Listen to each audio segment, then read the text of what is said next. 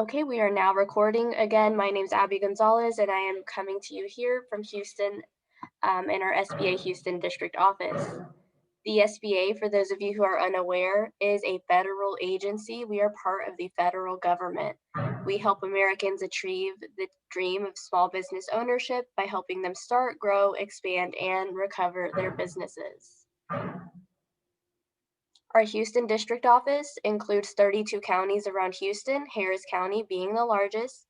We cover all of the counties in Southeast Texas with a staff of 14 people. Now, what is a small business? Although most people will automatically think of mom and pops, although those are small businesses, many other things qualify as being small. And as a matter of fact, 99% of the businesses in Houston are considered small businesses.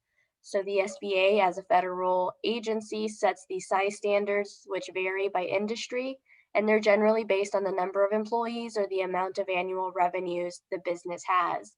For example, a manufacturing firm with 1,500 employees is still a small business. A service firm with up to 41.5 million in annual revenues is still a small business. And you can always visit our website to find out more if you are questioning whether you are a small business or not.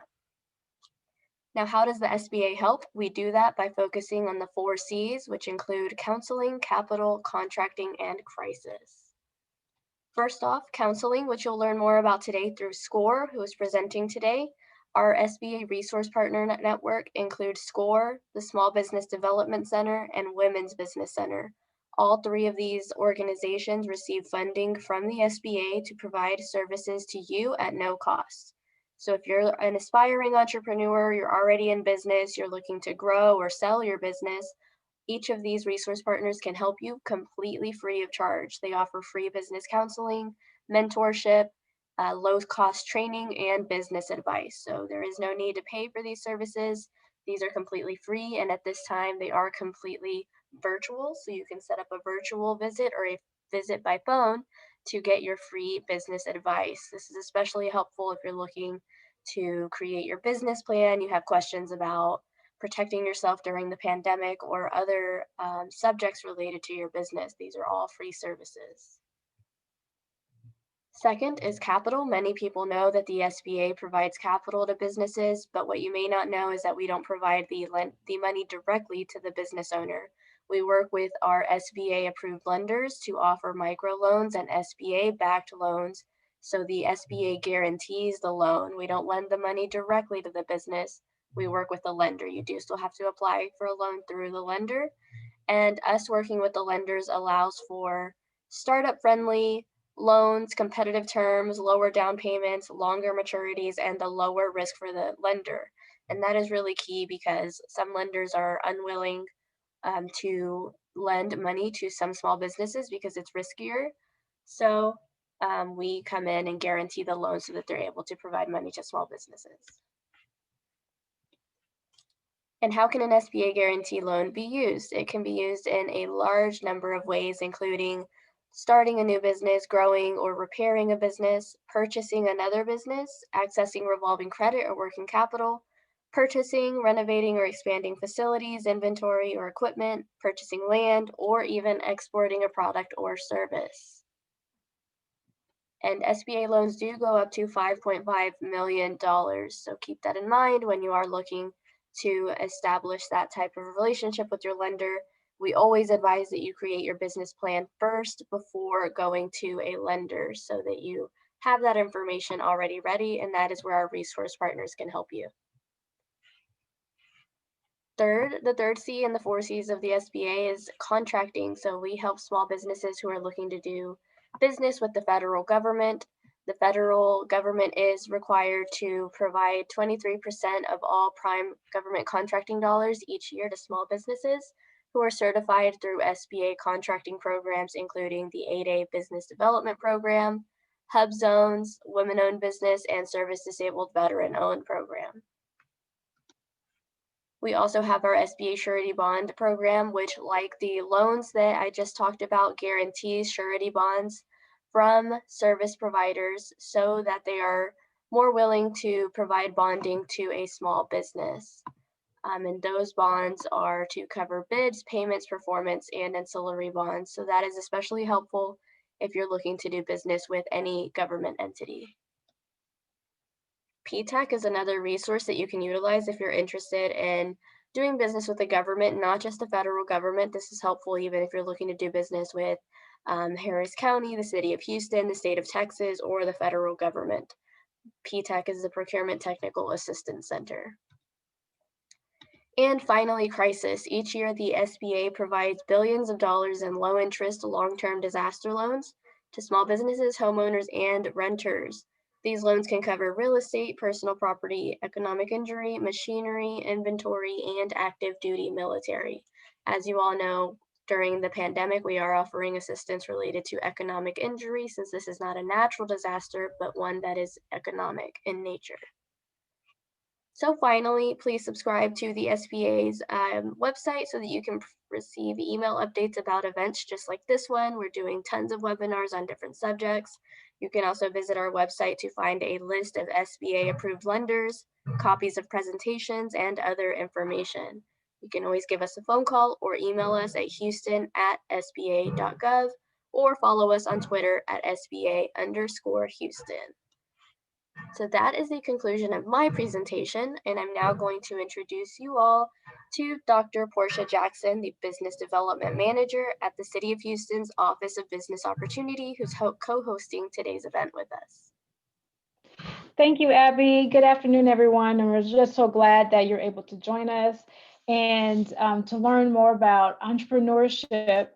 I'm with the City of Houston's Office of Business Opportunity, as Abby said, and our office is here as a resource to help you to connect, grow, and share resources with you, connect you with the business support organizations and the folks that can help you on your various journeys to entrepreneurship, and to just guide you. We offer free business counseling, as well as we answer questions for you through our solution center. So whether you need pairing with a mentor, which we pair you with the SCORE mentor with our partnership with SCORE, or you just need a question answered about permitting, licensing, or any general question, we're there for you. I would like to highlight that on December 10th, we have our 12th annual Meet the Buyer Procurement Forum. So if you think that you will be interested in government procurement, this is definitely the event that you do not want to miss. And I will type that registration link in the chat feature so that you can go ahead and get registered. It's going to be a lot of people there virtually, and you'll be able to learn the procurement process from the beginning to the end, and also access those resources that are available to you.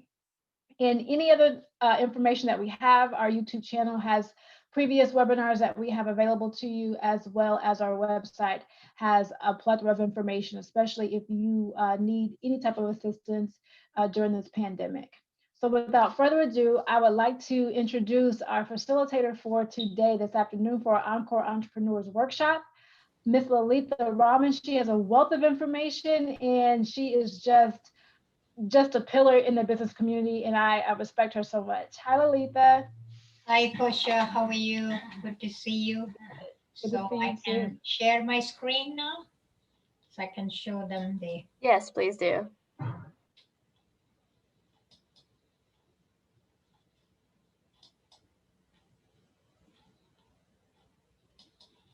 Is Abby still there? She's not allowing me to share my screen. There you go. Try now. I just made you the co-host. Oh, okay.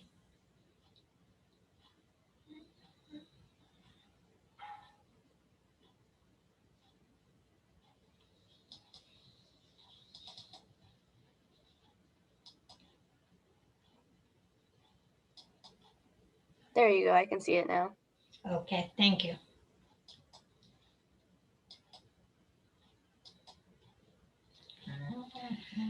Hi, good afternoon, everybody. My name is Lalitha Rahman, and I'm a SCORE mentor. I've been with SCORE almost 10 years, and I just want to give you just a brief introduction to SCORE. SCORE is a national organization of volunteers. We help small business. We do one-on-one mentoring. We do right now, under these conditions, we are doing either email or virtual mentoring. but we do continue to do, and we have had a lot of response right now. And I'm beginning to see more people wanting to start business right now. So, especially people that are over 55 have been laid off from jobs, so they're looking for something they can do. So, we do that. And our website is houston.score.org. Okay.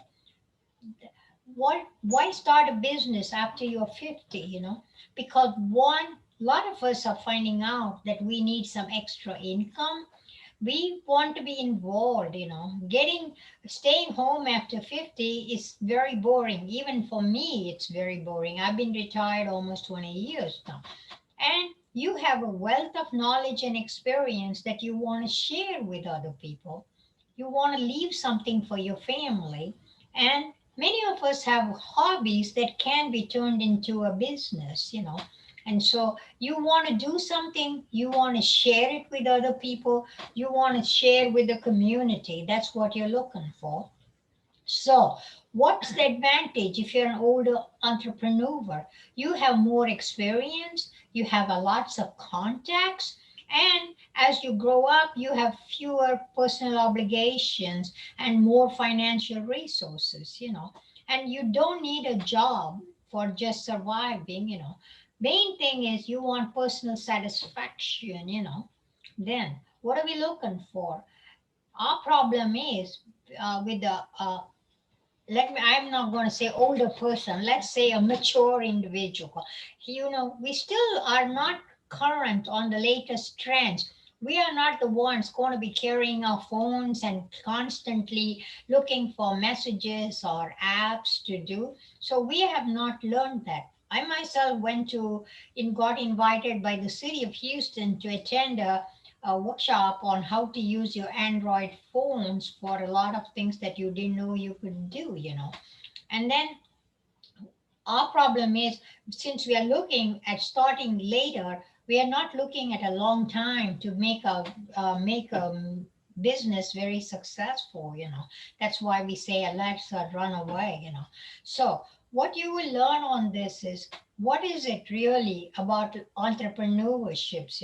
What is success factors that you have to be including in that? And you need to know what you can do and what you cannot do, because you don't want to get discouraged at the end. And what are the different, making it legal, what are the choices you have? And then Abby touched on it as she introduced SBA. What are our funding options we have? And then how do you make a business plan, basic business plan? Okay, so let's see. Normally, when you start a business, a lot of them after 2 years, about 25% of them fail. Many of them fail because you don't know how to manage the business. That is so super critical. Then after 3 years, about 38% are failing. And then about 5 years, about 50% chance of being successful.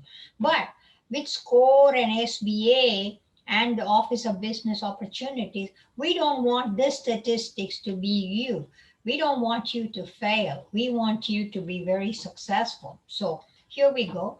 So what time do you have? You have to have time, and you have to find the right location. If you're going to have a brick and mortar store, you need to have adequate capital so you can be running it for 6 or 8 months till your business becomes, has a break-even point.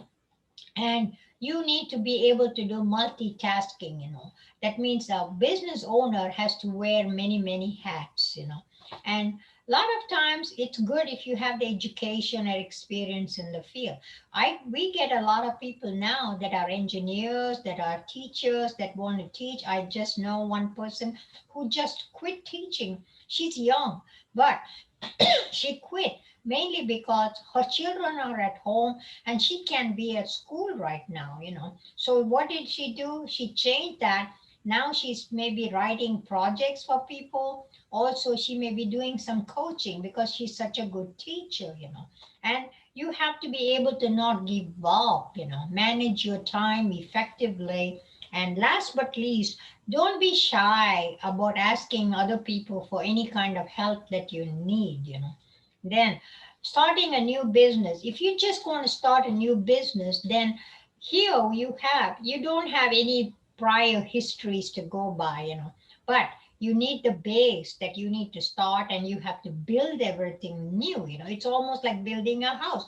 It's a clear land. You have to clear it and start building. Whereas if you, but the advantage is you can choose where you want to be. You can go to the US Census information and find the zip codes. If you're looking where you're going to be locating, you can see what kind of disposable income people have, what kind of people, if you are going to start a child care center, are young families living in this area? So you can find these kind of information.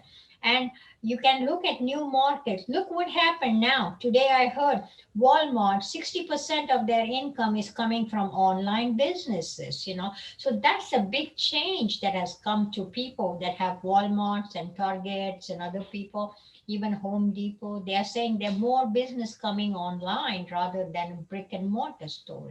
So the thing is, there's no track record for the business. You have to build the record yourself. But we don't want you to dream to become a nightmare, because you feel like, boy, am I being bombarded from different directions? Where do I go? What do I do? So that's the new starting up. Where do I get my supplies? How do I hire a person? So let's look. You decide, okay, that's not for me. I want to buy a business. Good. Then maybe you buy a business where there's already clientele. The person already has suppliers, already a good location, already chosen for you. And people like the business. Like you see a lot of businesses with Chick-fil-A and different places, you know what it means. You know what that is. So that's what an established buying business concerns. Then the owner may want to stay on, because the owner doesn't like to have a business sold and go down. So he may want to stay on, he or she may want to stay on with you for a year and help you. And you can go back and look at their records to see whether their business went up, what kind of clientele they have. And I'm going to tell you, when I bought a travel agency, I didn't know anything about travel agency. The owner stayed on with us for a year, but they were experts in holiday travel. And we were young and we had no clientele that was doing a lot of holiday cruises and travel like that. We didn't have that kind of businesses. And you can always go back and look at their financials, their tax returns, see how their business did in the last 2, 3 years. You can talk to them. Only problem is maybe there is some hidden issues. Maybe the owner was not as friendly. Maybe people didn't like him. Maybe they don't want to come out. Or maybe the owner is selling the business to you and then going and opening a similar business at another location. So his clientele will go with him. So there is no guarantee, but there are some advantages. When you buy a business, you want to make sure that the amount of money you're paying for the business is going to be that you are going to be able to generate enough income to recoup the money you have invested in the business. You need people that can tell you what to look for. Then buying a franchise. A lot of people think, oh, franchises are good because the name is well known and I can do. And you have accounting firms, bookkeeping firms, you have restaurants, all these franchises that are available. So you have a good image that can work with. And the franchisors can help you with the marketing. They can tell you where the clients are and where they're coming from. They can have, you don't need all the experience. They can tell you how to run the business. They can train you. And they will also offer you a continued consulting relationship. And you can always look at other franchises of the similar kind in other cities, to see how they are doing. But the main problem here is they do tell you how you run your business. What are you going to do? So it's not always you feel like you're not in control. And you do have to pay a royalty fee as you go along. And they also have areas in which you locate. So if you are located to a certain area, They won't allow a similar business to come in that area. So that's good. But sometimes you may not want to be in the area in which they want you to locate your store, and your contract is binding. So we always tell you, look at the documents, make sure you talk to somebody like SCORE to see what you're getting into. So you understand what the good and the bad of the contract is, okay? So now that you're thinking about starting a business, buying a business, or going into a franchise, then a lot of people now are asking me in general. I do a webinar on home-based business. Now there's not much difference between a home-based business and people working from home now. We are all working from home now. So you don't have to run to an office. You don't have to commute. You don't have to have a big office, and you don't have to pay a lot of rent, and the schedule is flexible. But you also have some tax advantage. You can deduct part of the cost, like a square feet of, if you have certain square feet in your house. What if you're paying a mortgage and interest? You can deduct a certain percentage. You can deduct a certain percentage of your utilities. So these are good. But remember, that location where you claim you are doing an office has to be only for the office, for the business. It can be used as a fun place for the kids, and then you use it for an office. It has to be exclusively used for an office. You have to make sure that your zoning and deed restrictions does not put a curb on it. Many areas, they don't like businesses from home, mainly because they don't want strange people coming in and out of their neighborhood. But if it is one where you're not going to meet a lot of clients, that may not be the case. And sometimes, like right now, all of us are feeling isolated. We feel like we are there by ourselves. We don't have a chance to talk to other people. And if you're doing a home-based business, it may be difficult to get financing to run your business. But think of it, you may not need a whole bunch. If you are thinking of having a store in a strip center, you have to pay an advance. You have to pay 3 months of advance rent for it, and you may have to pay for some common area maintenance. So those are the disadvantage by having a not a home, but there are some ideal things that may not be. And if you claim a large deduction for a home-based business, the IRS may say, come back and audit your records. Then what can you do? What kind of business forms can you have? A sole proprietorship is very simple. All you do is go to the county and register your business. You are in business. Or if you have a partner, you can register again with the county. And we have limited liability company.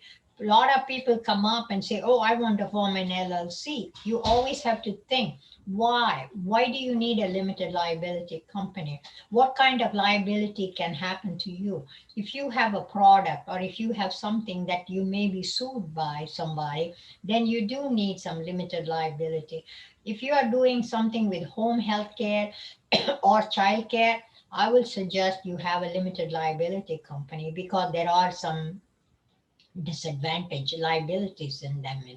You can form a regular corporation like those big corporations, but there are some disadvantages on the corporation, because what we call double taxation. The corporation is a separate entity by itself, so it will be taxed by IRS. And then you can circumvent that by forming an S corporation, that is electing as a S corporation. Here there are certain rules. You cannot have non-resident members. You cannot have more than 50, 100 people in your corporation. You cannot have a foreign corporation put as a membership. So there are certain rules and regulations. Always think, what's the potential risk to your personal asset? So what's the liability mean? Means, will they come and take my home off? No, not in Texas. Texas, we are homeowners, we have security. They cannot take your home. But if you have a fancy car, maybe they may take that. That is not protected from as a personal liability thing. Then there are certain government regulations. Dr. Posher will tell you that the city has a lot of licenses and approvals. Why do we have to have a license? Because everybody wants to make sure that whatever job you do, you're doing it thoroughly, You're educated in it. I'm a CPA. I have to be licensed every year. I have to take classes for it. Same thing if you are an electrician, if you are an air conditioned mechanic, you have to have a license. You're a teacher. You're going to have to be able to say that you are going to give quality product. That's what the licenses are coming. Even a beauty shop, you will see they have licenses up there. So you need to be sure that if you have any doubts about it, go to the state of Texas Secretary of State, and see what kind of business you're going to be doing and what kind of licenses you require. Like, for example, if you're going to be a truck driving business, you do need a CDL, a commercial license. But if you're going to be going across states, then you need special licenses for that. Then labor laws, if you're hiring people, you have to follow that. You have to have, we don't require in Texas to have workers' compensation, but it may be required that you have some kind of liability insurance. So if your worker gets injured, that he can claim something.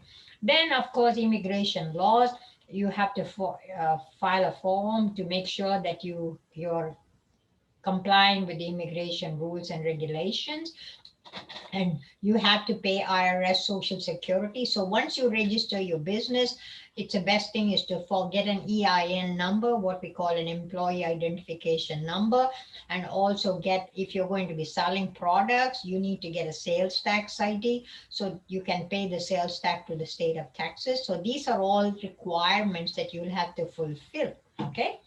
Then what are we looking for? If you look at service industries in general, you notice manufacturing is 10%, of the business. Healthcare, again, at 10%. That's pretty good. People work for government, professional businesses. So there are a lot. Retail and wholesale is number one there. But maybe things are changing now with online business. Maybe retail may not be that high in service industries. So then what do we have? You have to decide what product or service you're going to be offering, how good it's going to be. You're going to have to tell what's the use of using your product versus a competitor's product. Maybe it has better quality. Maybe it is more durable. Like every year they come up with a new phone system. Wow. It has better memory, it can take better pictures, better apps. So now you need to figure out why is it different from the other products. And then you have to decide who is going to use your product, why will they use your product, and how is it any better. What I always say is, before I joined SCORE, I thought the best way to sell a product was to have the lower price. Then they told me at SCORE, no, that's not the goal. The goal is not to make the price as the most important item. The most important item is to say, what's the value that you have added for it? Like if you look at clothing, maybe, all cotton is not what people prefer. Who wants to iron it? But at the same time, it's too much of synthetic. Maybe that's not what you want either. So you need to figure out what's the quality of your product that makes it different from somebody else, or what's the service that you are providing. I'm a tax preparer. Maybe there are lots and lots of tax preparers. I can tell you that I have some business experience and I can do this. So maybe they will prefer me, right? So so look at what kind of competition you're going to have. If you're going to have a restaurant and you locate a restaurant in a strip mall where there are three other restaurants, so what good is it? Then will they come to you? Why would they have to come to you? Maybe you offer something special. Maybe it's something that has a special taste, something that is specially prepared. Like if you are in Texas, maybe it's a barbecue, you have a special barbecue sauce. And so that's what makes it different. Price and quality, of course, that matters. Quality is the thing. Like service you're providing. What happened in the pandemic? A lot of those grocery stores and other stores are now offering curbside pickup. You can order online and they will deliver it to your car. Today I heard Amazon is going to get into the pharmaceutical. That is, they're going to be able to provide medication. So that's going to be a big thing. That's going to be a high competition for our other pharmacies that you're looking for. People are going to look at what's your strength, how quickly can you deliver. That's what the key is these days. Everybody wants it today. So with the result, how fast can you do it, And then do you have personal observation to see? You can go by to your competitor's shop and take a look there. And what is it that he's doing and why he's having more people in his shop. And also you may have to look at different suppliers who will supply your product for you within a reasonable amount of time and at the right price for you. And also the terms. You may get a supplier who may supply you the best product, but he wants his payment within a certain time or ahead, where compared to another supplier who is willing to take up money 10 days or maybe later, or somebody doesn't charge you for shipping it out to you. So these are the things that you need to compare before you get into the business. Now, coming into managing your operations, how good are you going to be managed? It depends upon what are you going to be doing. Are you going to be manufacturing? Are you going to be providing service? Are you going to be doing retail? Service means you don't need a place. You can just have a truck with all your tools and other things, so you can just drive it.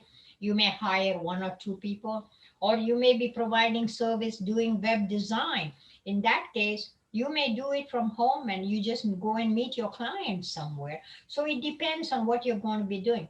Manufacturing is where you need a lot more money because you have to have a facility, you have to have employees, you have to have equipment. So these kind of things makes a big difference because how much money you need to operate and to run your business.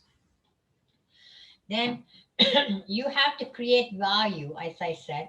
Use your assets to generate revenue, because if you are having a tool thing that you can use your own tools and generate revenue, and you have to add value, and you have to plan for a long time. You're not going to plan for 1 year, 2 years. It might be 5 years that you may be planning on before you go to further expansion.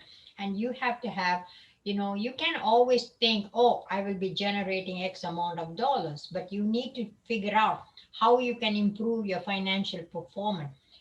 If your cost of goods is much more than your competitor, then how can I reduce my cost? What can I do to reduce these things? Then how much money do you need?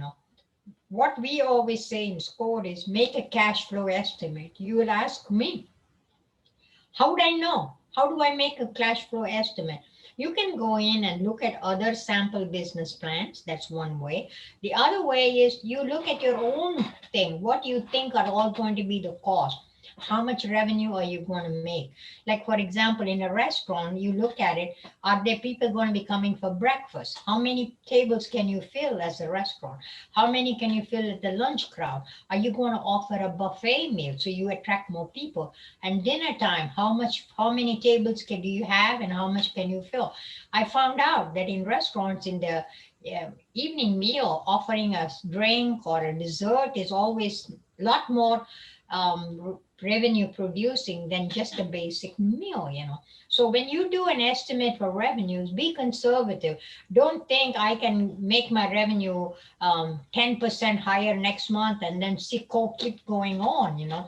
Have a realistic estimate. Look at other businesses, how they are doing. There are websites that you can go and look, which will tell you how much what you can make, how much should you be spending on the cost of it. So make different budget scenarios. What does that mean? I'm going to make my revenue go up 5% this year. Next year it's going to be 10. Maybe I can double it up within 5 years. So look at it and think of it. Now, guess where you can go? The city's library, downtown library, wonderful, wonderful place for business support. You can there are other city libraries and county libraries that can help you, like in Clear Lake libraries there's a city library in Westheimer. They can help you with it and they will be great for you. You're going to have, when you used to have those yellow pages phone book, they say use your fingers, so like that. You're going to have to look through, spend some time, look at Google, go look at various possibilities. But you don't have to pay anybody to do this for you. You can do it yourself. You can ask somebody in SCORE to say, hey, how did I do this? Did I do it okay? Or am I too optimistic or too pessimistic? Because you can be that way too. You can be pessimistic, so take a look at it. Okay, that's what we want you to do. So now you need to figure out what you need to start your business. Do you need office equipment? Do you need a truck? Are you going to lease a building? And most of the places that lease you a building, office or space, will just be an empty space. Do you have to build it out? Do you have to prepare cubicles? Or if you have a restaurant, do you have to have a separate place for cash collecting and tables and all that? These days, if you are thinking of a restaurant, I would suggest look for something where you can have some outside tables, because that way people can sit and enjoy rather than being in indoor situation. And then what kind of furnitures and fixtures you have. And buying furnitures, you don't have to buy brand new. There are used furniture equipment. You can find used restaurant equipment, and look at them. And how much inventory do I carry? What kind of inventory? You don't want to be having too less in inventory, so that when the people come and ask, you don't have it, or have too much, so you tie it up. So your inventory you don't want it to get obsolete. And then you always have to have utility deposits. You're not going to get internet or lights or water. You're going to have all that. And of course, licenses and permits, like we talked about. And to set up, it's always a good idea to talk to a lawyer. But if you do a lot of your legwork yourself, either yourself or with us or SBDC, they can help you, and then you can go. That will minimize your legal cost. Okay. And, and think of this too. If you're going to hire somebody on contract basis, you need to have a contract, a sample contract that you get them to sign, the do's and don'ts of doing business. Then you're going to have fixed expenses. You're going to pay salary, rent, utilities, and insurance. Everybody has to have liability insurance to protect you. And then what taxes you have to pay. And minimum, you have to have some more budget for advertising or marketing, because without that, it doesn't work that way. You need to have a website so you can have it on the internet.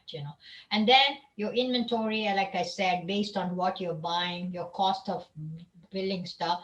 And then selling expenses might be other things like commissions for people, marketing, freight out. So all these things can be variable depending upon how much you sell. So take a look at these kind of costs for you. And then you estimate your number of sales and what you're going to be paying for it and how much can you charge. And then we said run several budget scenarios, compare your numbers and have a score, look at it. Okay.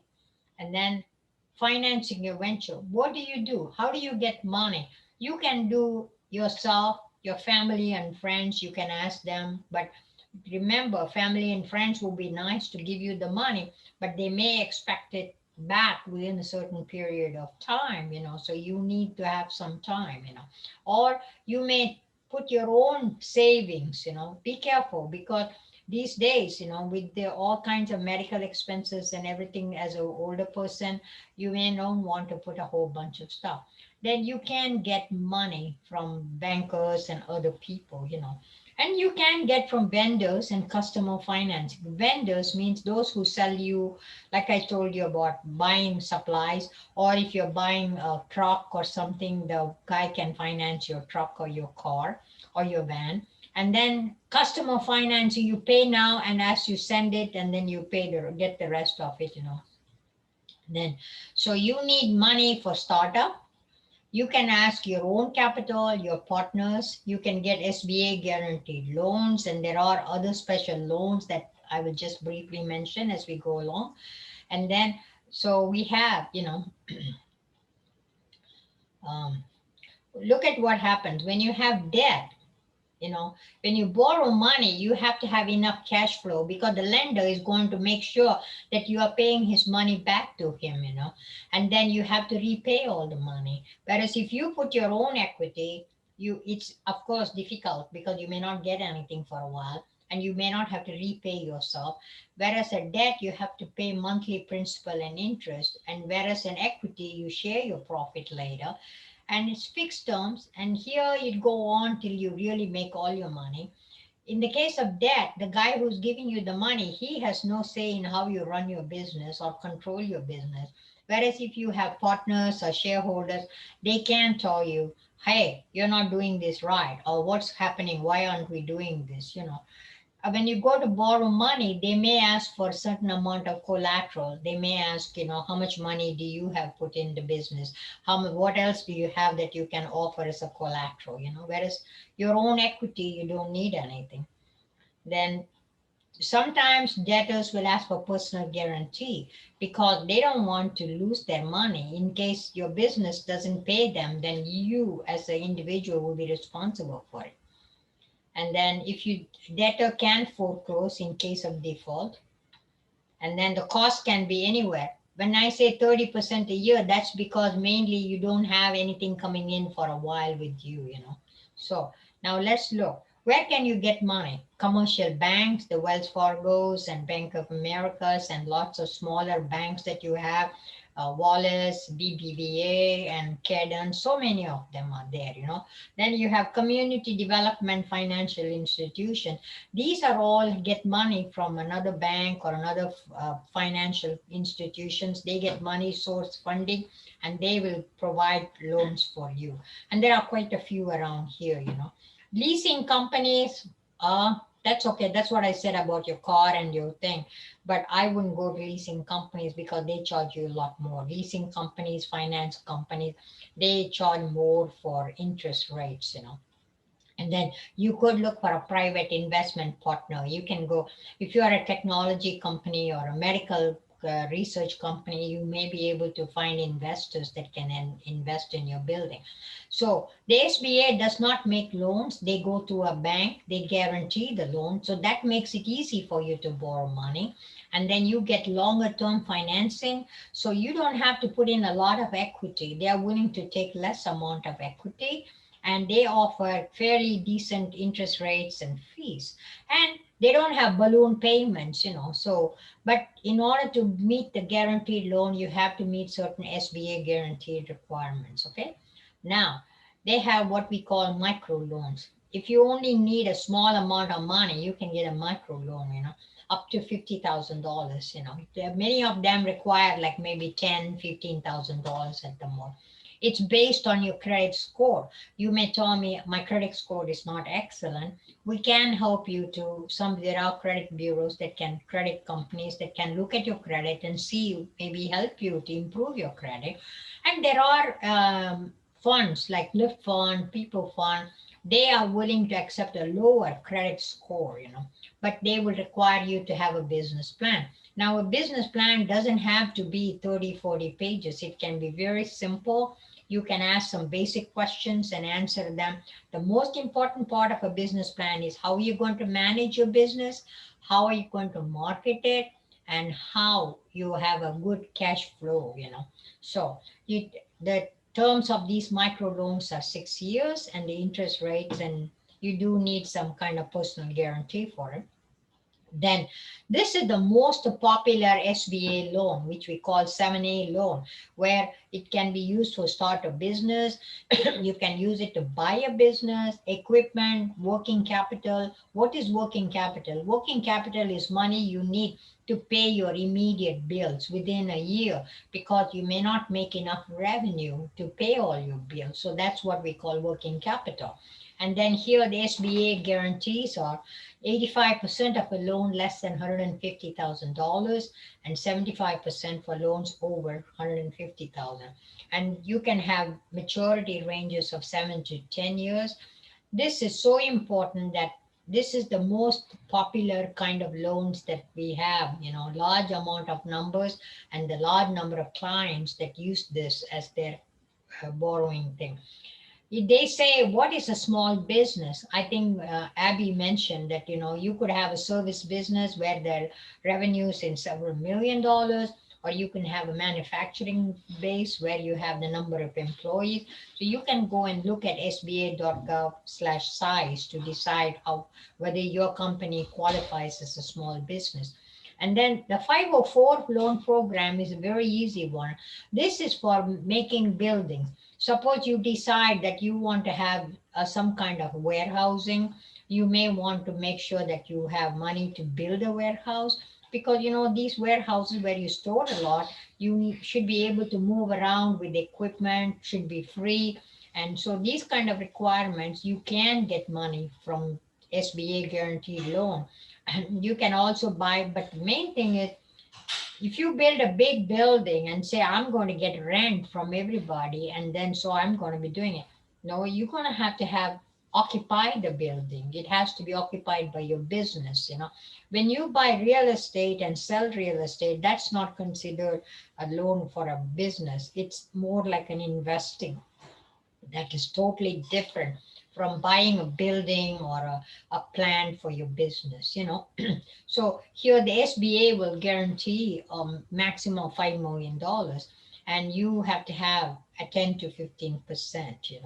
What they do in this case is they have a two-tiered financing. That is, the SBA will give a lien, and then SBA, they have a lien by a bank. Then you have a commercial development corporation, then they have a second tier. So it's a little bit more complicated, but then the amount of money you get in this is also much higher.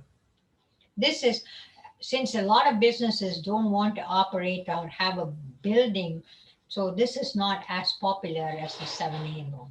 Now, what happens, they have some express loans, lines of credit, which obviously means you're not taking the money. You have a line of credit, you draw only when you need it. So those kind of arrangements can also be made, and SBA will guarantee. You're going to have to talk to a banker. What's the best thing possible for you? Now, many of you who are going to be in the retiring stage may think, I have a retirement fund. Why can't I use that? Yes, the IRS has made it easier for businesses. They call it rollovers as business startup projects, ROBs. What you have to do is you take your money that you have in your IRA or a 401k and use that to start your business or buy your business. Now, there is some kind of criteria for it. You just can't go and say, I'm going to withdraw 30,000 from my IRA and use it for my business. No, you can't do that, because if you just withdraw money from your IRA, it may become taxable. And if you are less than 59 and a half years, then they will say you're too early to withdraw, so there are penalties involved. So how can I do this without having to pay penalty or pay taxes on it? So that's what we are going to talk about now. Here we go. What is a self-directed IRA? See, in this structure, it allows you to take money from your 401s, pensions, profit sharing, 401k, your teacher annuities, 457. I work for the city. We used to have 457 projects where we just saved money. So you can take this money and employ, invest. This is what you have in your employer security. So what we have to do is we want to take this money without having any kind of penalty for withdrawing. So how do you do this? You have to use some people that know how to do this setup. I'm just going to give you a simple setup on this, okay? What you do is you can roll all the money, or you can take only part of it. And if you have money in several different 401ks, you can take money from different plans, okay? And then you can roll it in. And you are going to now form a C corporation, that is a corporation, and use that. So you form a new corporation, new company, and this corporation will establish a 401k or a profit sharing plan. So what you do is you take your money where you have now and roll it into this new 401k plan. And this money now can be used by you to buy stock or buy a company. Now, in order to set up your company, roll over your money, and invest in money, you need some good advice. And there are firms that do this on a regular basis. So if any one of you need any kind of information on that, send me an email and I can help you with it. So it is critical that you have to form a new corporation and set up a 401k profit sharing plan in that corporation. That's the key to it, okay? And that will not trigger you any kind of tax disadvantages. So you have to have timely and accurate finances reporting. You should be able to understand what your financial statements mean. Just because a bookkeeper or a CPA prepares your financial statement, if you don't know what that means, when you go to the banker, he's going to ask you, hey, you say you are going to be making, your income statement says you have X amount of revenue, your projected revenue. Are you sure you can make it? What's your projected revenue going to be? How do you estimate you're going to make this kind of numbers? Or what's your cost of going to be? Can you have some idea how much it's going to cost you to do the business? So you need to be able to break down each one. Suppose your financial statement, you've been in business for 6 months and now you're going to borrow money. Then you have a big accounts receivable amount. So they're going to ask you, you have, let's say, $100,000 in accounts receivable. How old are these accounts receivable accounts? Are they 90 days or over? Because any account receivable over 120 days, the chances of you recovering your money is less. So you need to be able to explain, or your inventory from one time to the beginning to the next year, what your inventory is. Oh, you have such a large inventory. Is it good, or is it old and no good that you just have to have a fire sale to sell it? So you need to be able to understand what your numbers mean and how you're going to be. And you're going to have to figure out what is it that you're making, what we call a gross profit, your total revenue versus actual variable cost. That's going to be what you do. For every widget you sell more, your gross profit will go up. So you need to understand what are your fixed costs. So what's my net profit going to be? So you're going to have to figure that out. So what are the financial statements that you're going to have? An income statement, a balance sheet, and your cash flow statement, and then your cash flow forecast. These are all basic statements that an accountant will give you. You need to understand, what does your balance sheet mean? Does your balance sheet represent exactly what you have? So income statement is like a report card showing how did you perform? Did you do good? Did you make an income? Did you lose, or did you make a profit? A balance sheet is exactly what it means. It's balanced. Like, for example, I can give you a very simple example. You bought a house. The house was worth $150,000. So your asset was $150,000. You put in an equity of $40,000. So you put in $40,000, that's your equity. You borrowed the rest, $110,000. So your liability is $110,000. So now your asset is $150,000. Your liability plus your owner's, your equity is $150,000. So it always has to balance. Your cash has to, your assets have to balance your liability and your owner's equity. That's the critical equation that we always use. And your cash impacts your changes, how balance sheet and your income statement. So be sure that you are able to read it, look at your numbers, and write performance indicators. Oh, I'm going backwards, sorry. So business is about getting and keeping customers. What do we tell you? We always tell you it's easy to keep a customer rather than trying to go get a new customer.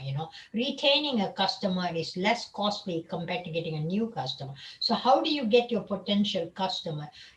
How will you reach them?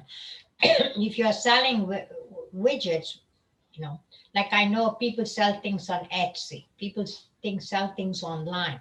And then if you are a service oriented, you may be going to homeowners, finding websites, where they can give you information on potential customers, and they also will give good reviews on it. So you need to figure that out. How do you keep your customer? What's the uniqueness?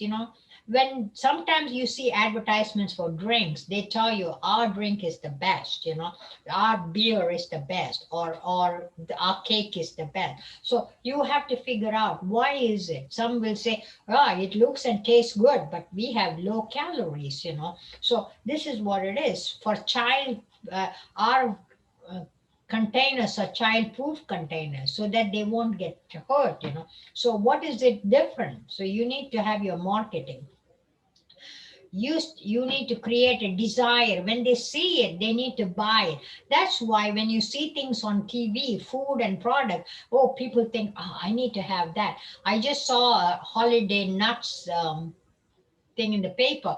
Oh, they look so grand, so nice, so appetizing, So you want to buy it, it creates an image. My friend always talks about Bucky's. Bucky's, they say, has a great image. When you go there, their restrooms are clean and they don't pressurize you to buy stuff, So those kind of images would be like you may go somewhere where the service is fast, you want to go there.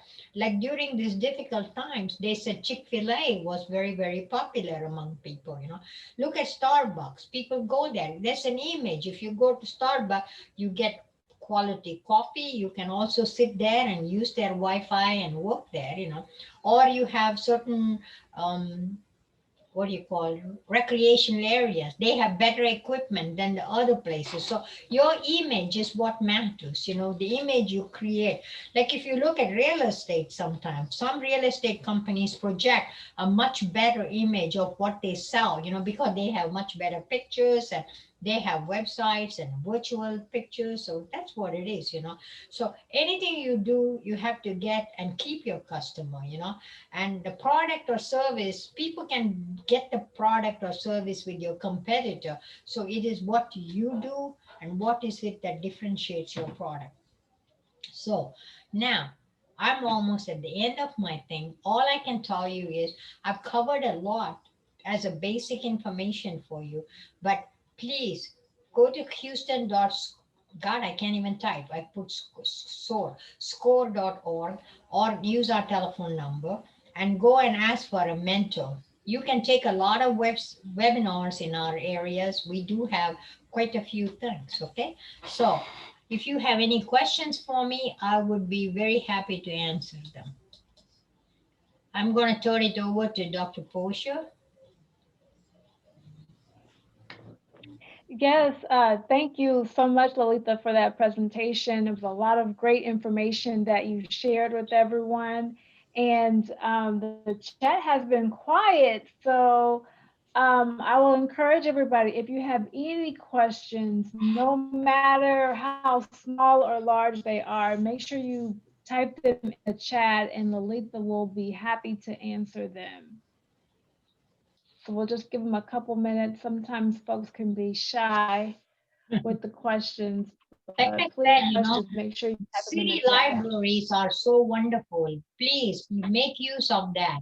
Go to the call the librarians, downtown library. They can provide you marketing information. They can provide you lots of information. You can call us, leave a message, go to our website. So please do that.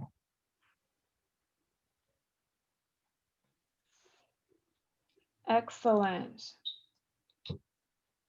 I'm not seeing any questions in the chat